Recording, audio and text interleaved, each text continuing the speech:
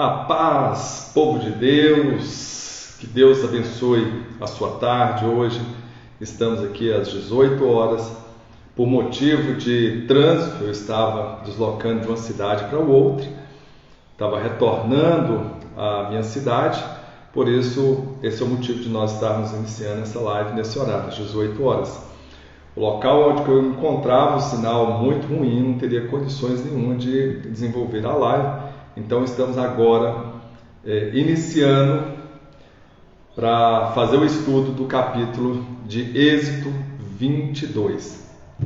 Assim, agradecemos a todos que já estão aí conosco nesse propósito de fé, seja aqui ao vivo, todos os dias às 6 horas da manhã, de segunda a sábado e aos domingos às 8 horas da manhã. E hoje, excepcionalmente, às 18 horas, agradeço a compreensão de todos, mas não poderíamos deixar de estar apresentando, a não ser que não fosse da vontade de Deus. Eu creio que é da vontade de Deus estarmos sempre aqui durante os 365 dias do ano, trazendo a palavra de Deus. E assim, Marinalva, Evaldo lá dos Estados Unidos, abraço a turma aí por nós. Hoje eu estive lá com meus familiares em Paulista, tive esse prazer de aproveitar o feriado e estar com eles. Estava lá justamente na fazenda do Evaldo, Sobradão. Abraço, primo Marinalva. E hoje nós vamos ver todos que estão entrando conosco, todos que estão com a gente ao vivo, que estão seguindo esse propósito através das nossas redes sociais, aqui no Instagram, @ErisFerreiraMourão, ou pelo Face, Dr. Eriston Mourão, ou pelo nosso canal do YouTube, Dr. Eriston Mourão, Uma Nova Consciência. Para aqueles que perdem o horário, talvez não dê para assistir nos horários da live, eles têm essa oportunidade de poder estar assistindo no horário posterior. A intenção é que todos estejam no propósito.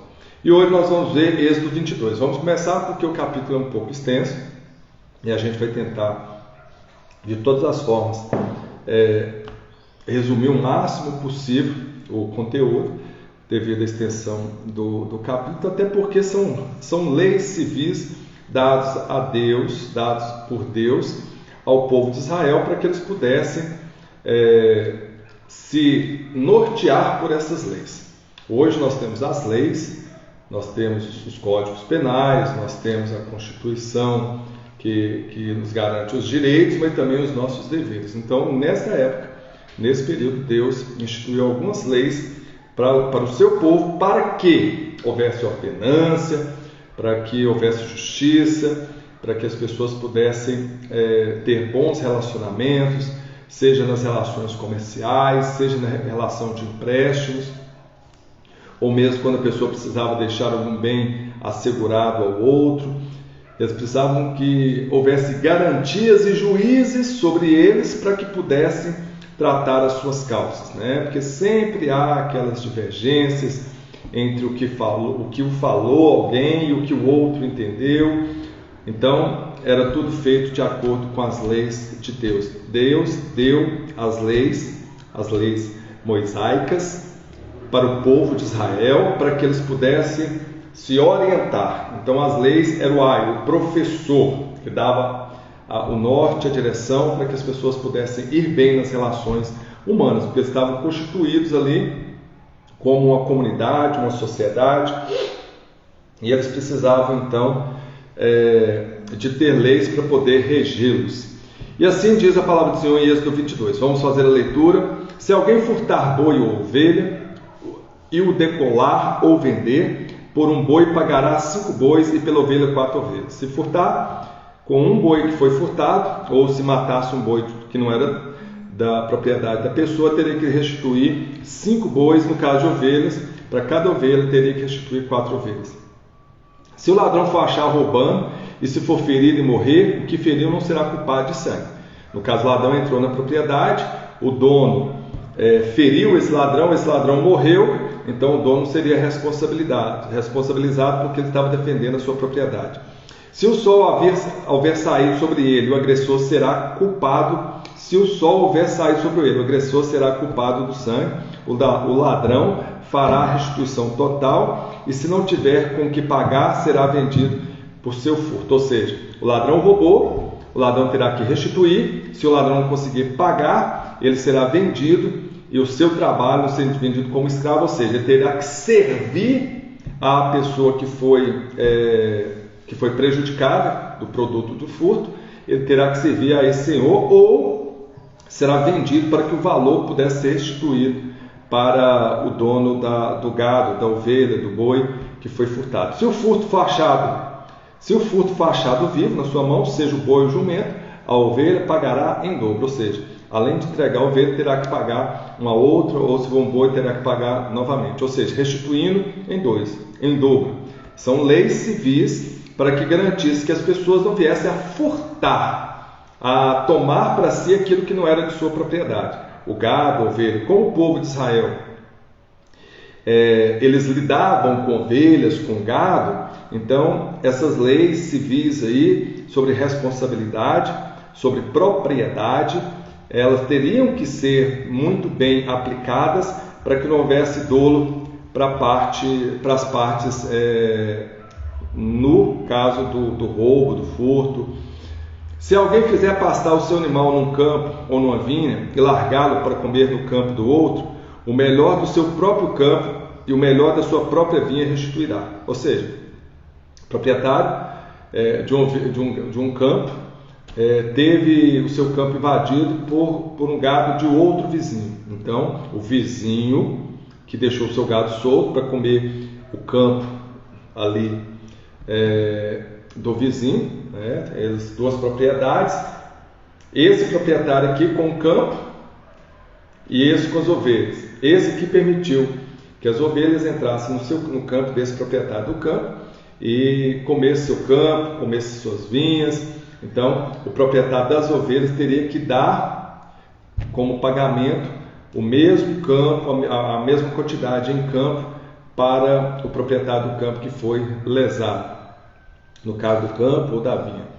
Se irromper um fogo e pegar nos espinhos e queimar a meda do trigo, ou a meda do trigo, ou a seara, ou o campo, aquele que acendeu o fogo totalmente pagará o queimado. Da mesma forma, você tinha uma propriedade, aí alguém colocou fogo na sua propriedade, a pessoa que colocou fogo teria que pagar pelo incêndio, da sua propriedade. Então, isso também é para garantir a propriedade. Todas as leis que estão aqui, nós vamos estar lendo, mas é simplesmente para poder garantir ao proprietário do gado, da ovelha, do pasto, do campo, que ele pudesse ter garantias em relação a qualquer prejuízo que outras pessoas pudessem vir a dá-los.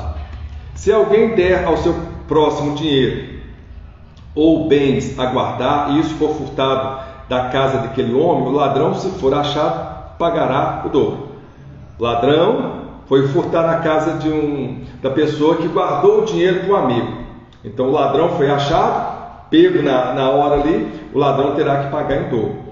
Agora, se o ladrão não for achado, então o dono da casa será levado diante do juiz e a ver se não pôs a sua mão nos bens do seu próximo. Ou seja, a pessoa me deu um valor para me guardar. Aí um ladrão veio e roubou. Não, esse ladrão não foi encontrado. Então eu teria que estar indo diante do juiz para provar que não fui eu que roubei esse dinheiro. O dinheiro estava sobre a minha guarda, não fui eu que roubei esse dinheiro.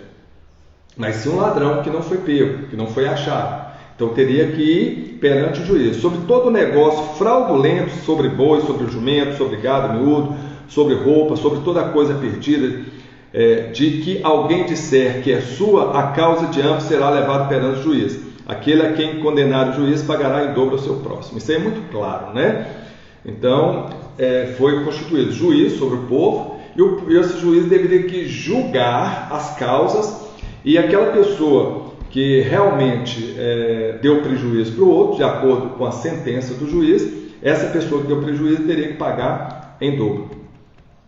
Se alguém der ao seu próximo a guardar um jumento, ou um boi, um ovelho, ou outro animal, e se este morrer, ou for dilacerado ou arrebatado, ninguém o vendo, então haverá juramento do Senhor entre ambos, de que não pôs a sua mão nos bens do seu próprio. e o seu dono aceitará e o outro não restituirá. Então aqui, eu guardei o animal para o meu amigo, e esse animal foi furtado, ou foi morto, dilacerado por uma onça, enfim. Aí, se caso eu que guardei esse animal fizer o juramento, garantindo que não fui eu que fiz aquele mal contra o gado que estava sobre os meus cuidados, então a pessoa que deixou o gado sob o meu cuidado me perdoaria. Então haverá juramento entre ambos, entre as partes, de que não pôs a mão nos bens do seu próximo. Resumindo, nunca poderia expoliar o próximo, nunca poderia dar prejuízo ao próximo. Está bem claro na palavra do Senhor. Se assim houvesse, se ficasse bem claro que eu não dei o prejuízo, eu que estava guardando aquele animal para o meu amigo, se ficar bem claro que não fui eu que roubei, que matei ou dilacerei aquele animal, se eu fizesse o juramento, então eu não deveria pagar nada, restituir nada. Mas se de fato ele tivesse sido furtado, pagá-lo-á ao seu dono. Ou seja, se eu tomei o animal ali e por algum motivo vendi o animal, ou peguei o animal e matei, e se for provado, eu teria que restituir em dobro o dono que deixou o animal sob os meus cuidados. Porém, se ele for dilacerado, se algum animal, uma onça, matar esse boi, essa ovelha, se for dilacerado, trá-lo-á em testemunho disso e não pagará o dilacerado. Ou seja, eu teria que pegar os restos mortais ali daquele animal que foi dilacerado e provar para o dono de que não fui eu. Então eu teria que ter a prova. E se alguém pedir emprestado ao seu próximo algum animal e for danificado ou morto, não estando presente seu dono, certamente o pagará. Peguei emprestado, o animal morreu, o animal machucou, eu sou obrigado a pagar, restituir o valor daquele animal para quem me emprestou o animal. Se o dono estava presente, não o pagará. Se foi alugado, será pelo seu aluguel. Ou seja, se o animal que eu peguei emprestado teve algum dano com ele machucou, ele foi ferido, se o dono desse animal, que me alugou o animal, estiver presente, eu não tenho que pagar nada, porque ele é a prova de que eu não tive culpa nenhuma. Mas se o dono não estiver perto, se eu não puder provar, eu teria que estar pagando por esse animal que foi alugado. E eu estarei pagando pelo próprio valor, né, do aluguel. Se alguém enganar alguma virgem aqui, é a garantia sobre as pessoas, para que elas pudessem ter a garantia de vida, ter a garantia de proteção, de cuidado, que não fossem feridos, que não fossem mortos, que não fossem estuprados. Então aqui vem sobre as leis, né, civis, sobre a garantia da integridade física da pessoa. Se alguém enganar alguma virgem que não for desposada e se deitar com ela, certamente a adotará e tomará por sua mulher. Então, se um homem pegasse uma mulher virgem e tivesse relações forçadas com ela, essa pessoa, esse homem, teria que tomá-la como esposa. Se o pai inteiramente recusar-se, pagará ele em dinheiro conforme o dote das virgens. Se caso o pai daquela moça que foi pega à força, onde o homem teve relações com ela era virgem, então esse homem deverá pagar o valor que o pai determinar pelo dote da virgem.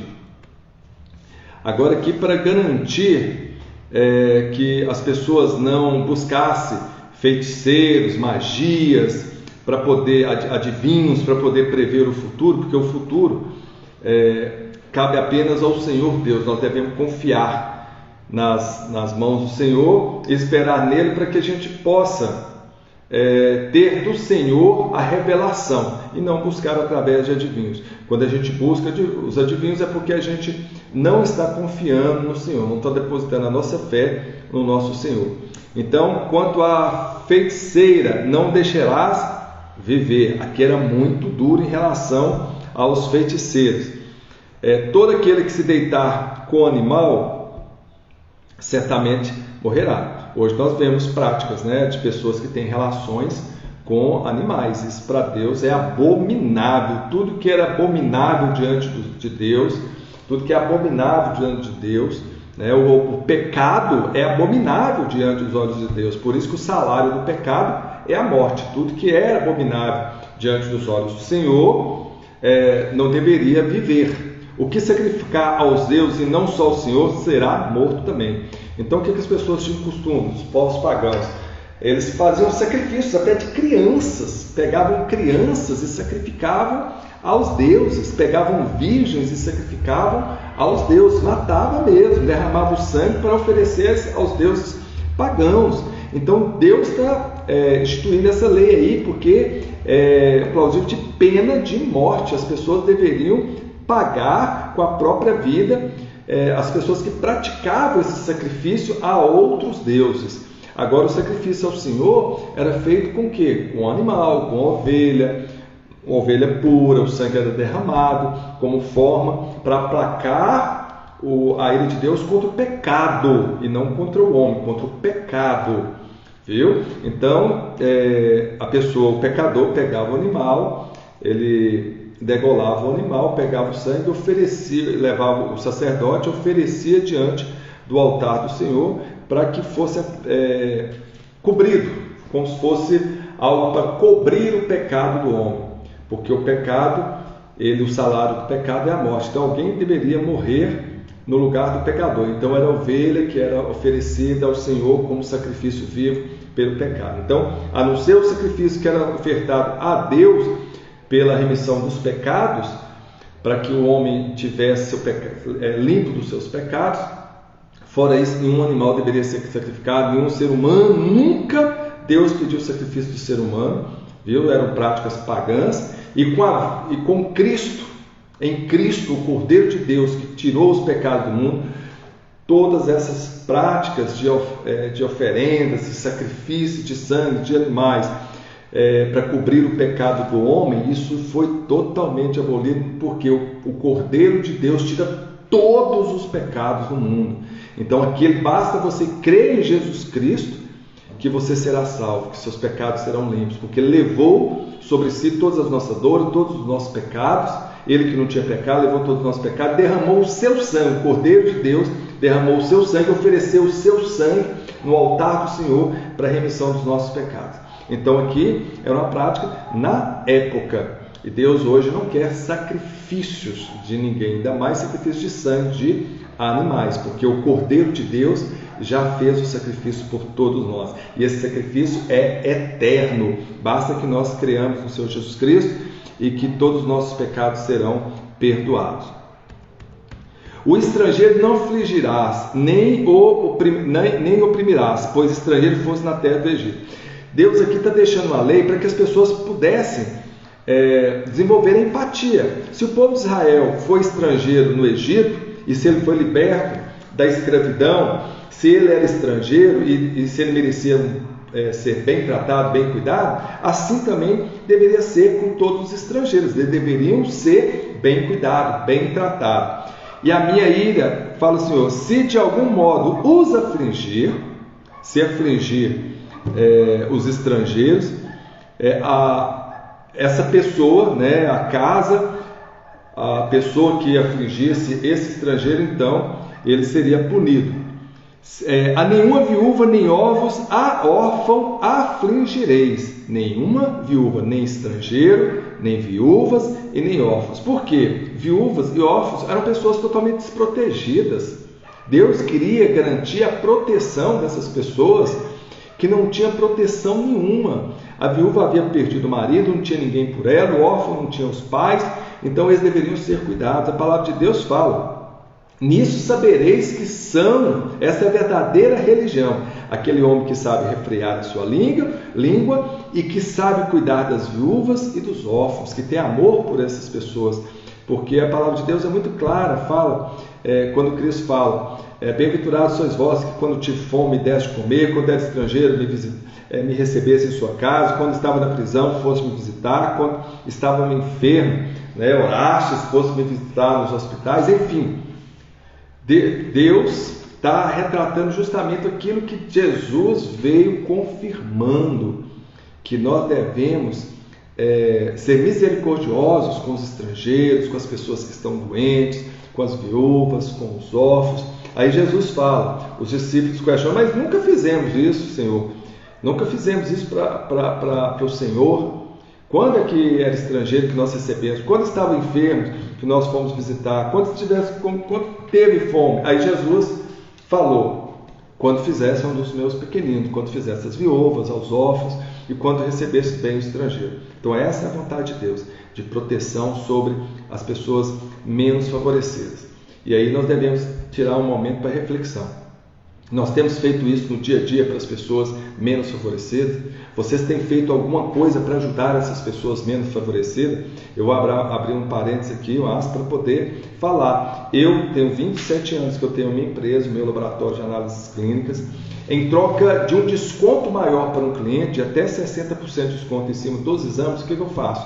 Eu peço ao meu cliente 1 quilo de alimento. O cliente traz esse alimento e esse alimento eu dou para instituições que cuidam de crianças, que cuidam de idosos, para famílias que vêm buscar, às vezes falta alguma coisa, a pessoa já sabe que eu faço essa doação, vem cá e me pede, eu sempre dou um óleo, sempre dou um açúcar, sempre dou um arroz, mas isso é em troca de quê? De um desconto que eu poderia estar dando sem receber nada em troca por esse desconto, algo para agradar o meu cliente. Então o que eu faço? Eu agrado o meu cliente dando um desconto de 60%, ele sai beneficiado trazendo apenas 1 quilo de alimento e com esse quilo de alimento eu consigo doar, ajudar viúvas, órfãos, pessoas que necessitam, famílias que estão passando necessidade. Talvez um exame fique aí R$500, a pessoa paga aí R$200, é praticamente o preço de custo, em troca de 1 quilo de alimento que às vezes custou ali R$5, R$10. Então para a pessoa é muito vantagem. Sou eu que estou abrindo mão do meu lucro em troca de um alimento que eu poderia estar ganhando um valor maior. Claro que eu estou ganhando uma margem muito pequena, estou ganhando, mas eu estou ao mesmo tempo ajudando. E eu sou testemunho vivo de que nunca faltou nada na minha mesa, nunca faltou. E o meu laboratório sempre prospera. Eu já sofri perseguições de todas as maneiras, as concorrências muito desleais. Enfim, um dia eu paro para dar um testemunho sobre isso. Mas o que é fato, Deus nunca deixou a minha despensa vazia. Deus sempre me fez prosperar, porque sempre eu tive esse coração voltado para poder ajudar os menos favorecidos. Espero que você também possa buscar alguma forma para poder cumprir essa lei. É uma lei, gente, nós temos obrigação. Isso eu não vou falar assim, é mérito meu, eu sou uma pessoa muito bondosa, sou muito caridoso. Sim, eu estou praticando o amor, estou praticando a caridade, mas isso é algo que todos nós deveríamos fazer. Nós temos direitos e obrigações. Isso aqui é quase que uma obrigação, porque nós devemos amparar os nossos irmãos mais necessitados.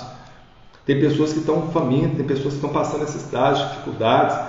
E às vezes é o que está nos sobrando, às vezes aqui não vai fazer falta nenhuma, às vezes alguma coisa que além de não fazer falta vai nos ajudar. Quando eu faço essa campanha do quilo de alimento, eu ajudo o meu cliente com o preço do exame mais barato, eu ajudo a pessoa necessitada e eu ganho com isso também, então todo mundo ganha.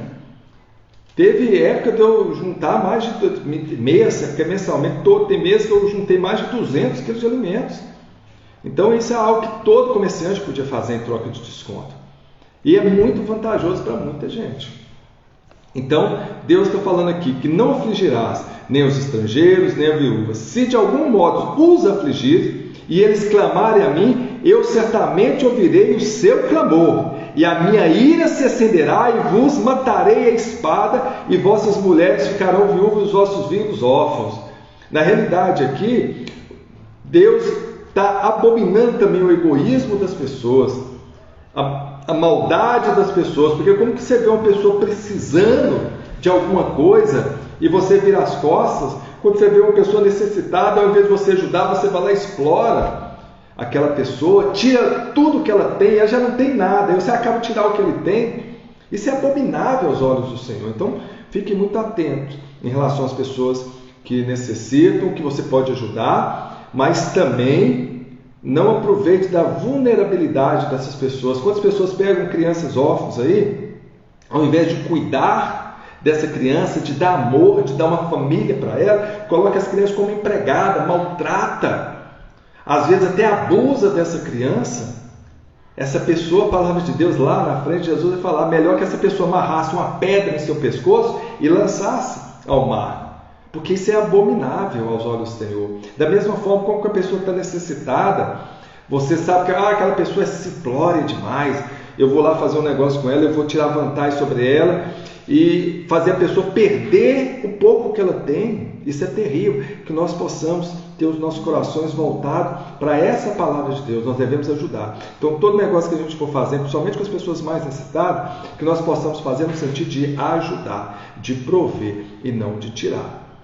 No sentido de ajudar e não de explorar, no sentido de amar e não atentar contra a vida dessa pessoa, contra a integridade dessa pessoa.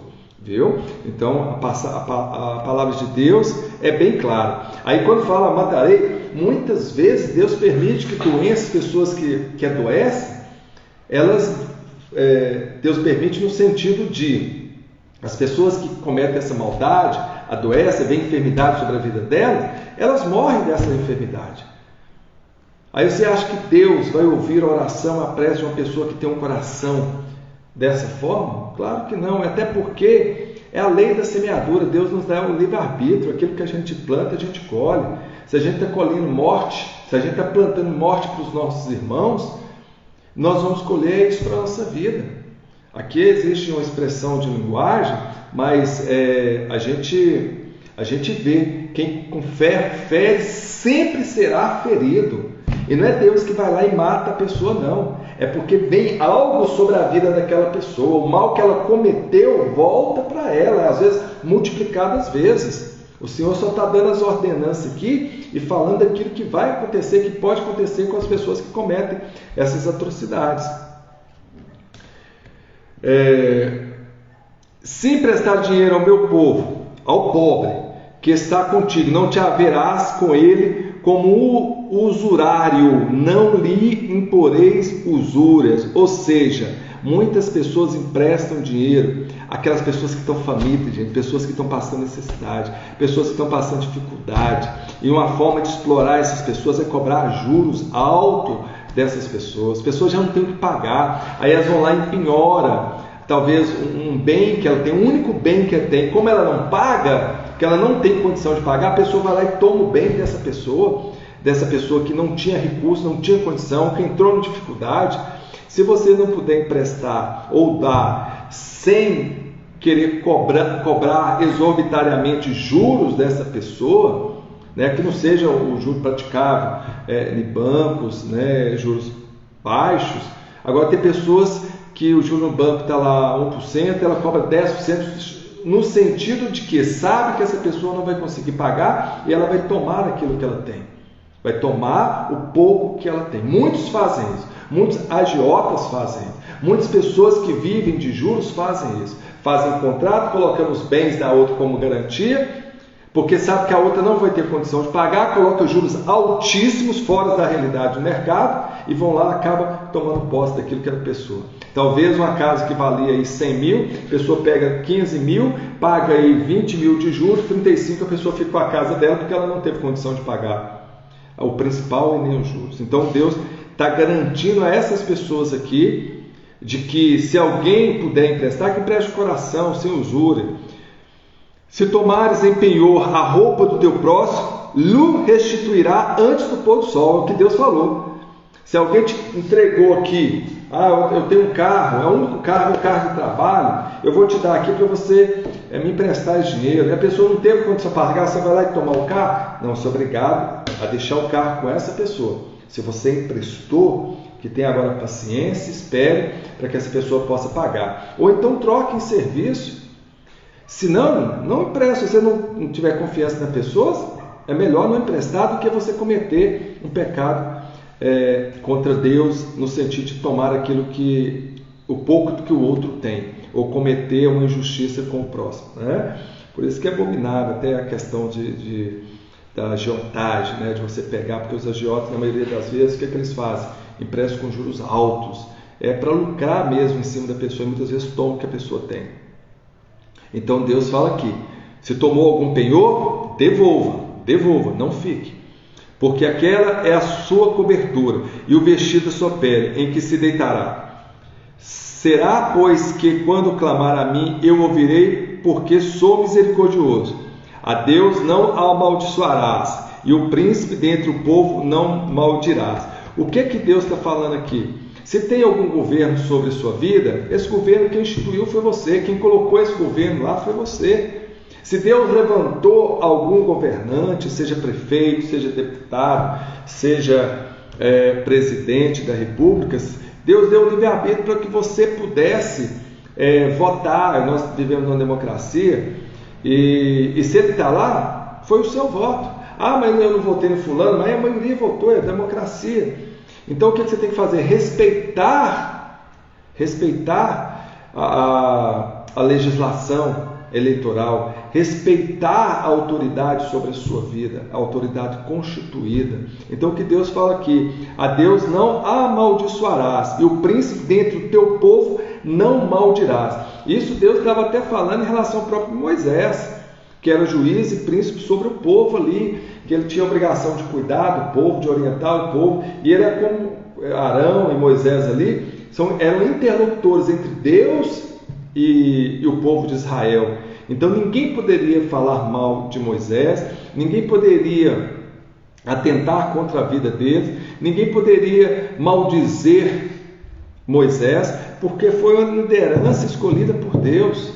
Independente de qual que seja o seu pastor, qual que seja o seu presidente, qual que seja o governo que está constituído no seu estado, no seu município, sobre a sua vida, na sua igreja, respeite. Agora, se essa pessoa está praticando algum mal, é ela com Deus. Simplesmente ore pelo seu estado, ore pelo seu município, ore pela sua igreja, ore pelo seu povo, ore até por esse governante que talvez está praticando alguma coisa terrível diante dos olhos do Senhor, para que ele possa repensar os seus atos, suas atitudes, e voltar atrás e agir em conformidade com a lei. Que assim seja. Assim farás dos teus bois e das tuas ovelhas, 7 dias estarão com a sua mãe, e o 8º dia mos dará. Ou seja, Deus está falando aqui que as ovelhas, as primeiras ovelhas, ficarão ali durante, vamos supor, nasceu uma ovelha, né, a primeira ovelha do rebanho ali, a primeira cria de uma ovelha, nasceu, essa primeira cria, vamos falar, o primogênito da ovelha, a primeira cria da ovelha, seria separada para o Senhor, seria a parte restituída para Deus, como sacrifício a Deus. Mas essa ovelha ficaria ali 7 dias com a sua mãe, seja ela o boi, a ovelha, qual foi. E ao 8º dia mos darás, e ser-me-eis homem santo, porquanto não comereis carne despedaçada no campo, aos cães as lançareis. Aqui o que a palavra de Deus está falando também? Está falando que achou um animal morto no campo, dá aos cachorros, dá como alimento. Não coma, porque é um animal contaminado. Assim nós temos essas leis que foram dadas ao Senhor, que nós possamos repensar até em relação à nossa vida, contextualizando isso para os nossos momentos, para os nossos dias de hoje. Nós vemos quantos estrangeiros saindo da sua terra, fugindo de guerras, fugindo de perseguições, de ditaduras. Nós vimos aí o povo, nossos irmãos venezuelanos, nós vimos o pessoal da Ucrânia aí fugindo das guerras, né, com a Rússia. E o que as pessoas estão fazendo? Muitos estão pegando essas mulheres que estão fugindo da Ucrânia, muitas pessoas usando de má fé, vão lá com o carro, pegam essas mulheres para vender essas mulheres para o sexo, para o trabalho escravo, enfim. Essas pessoas não têm compaixão pelo sofrimento alheio. A pessoa está ali no desespero, tentando fugir, acha uma oportunidade, um carro ali para poder chegar até algum lugar, mas na realidade essa pessoa está caindo numa armadilha. Alguém que está indo lá buscar com a intenção de ajudar, mas na realidade é para vender essa pessoa, para usar essa pessoa para ganhar dinheiro com a prostituição, às vezes até para poder matar e tirar e vender os órgãos. Então isso é um crime abominável aos olhos do Senhor. Quantas vezes nós viramos as costas para as pessoas que saem da sua terra por motivo de guerra, por motivo de fome, e nós ignoramos essas pessoas. Quantas pessoas às vezes batem a nossa porta pedindo um prato de comida, a gente vira as costas para as pessoas. Quantas vezes nós estamos numa padaria, um mendigo estende a mão pedindo uma moeda, um pão, um leite, a gente entra, come, bebe bem e é capaz de olhar para aquela pessoa que está ali na porta pedindo e se quer levar um pão, um leite ou um café.